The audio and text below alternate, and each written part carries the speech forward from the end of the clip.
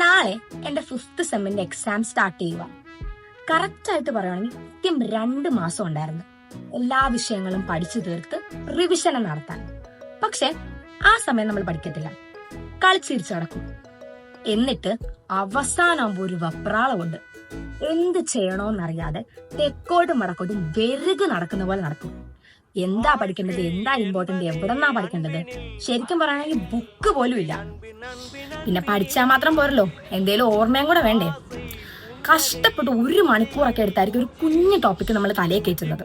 എന്നിട്ട് പുതിയ ടോപ്പിക്ക് പഠിക്കാനായിട്ടിരിക്കും. അതിന്റെ ആദ്യത്തെ വരി ദാ വായിച്ചു തുടങ്ങുമ്പം മറ്റേ ടോപ്പിക്ക് ദിങ്ങനെ അങ്ങ് പോകും.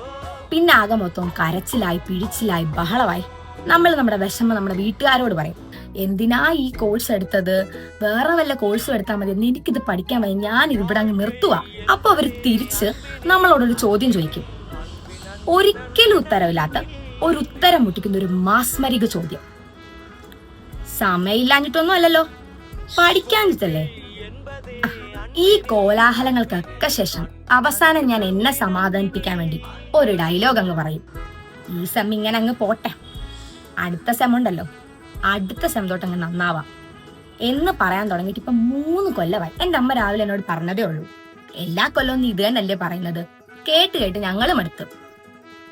അടുത്ത സെമ്മിലെങ്കിലും നന്നാവും എന്നൊരു വിശ്വാസത്തോടെ ഇന്ന് ശുഭാപ്തി വിശ്വാസം 100% വിജയം.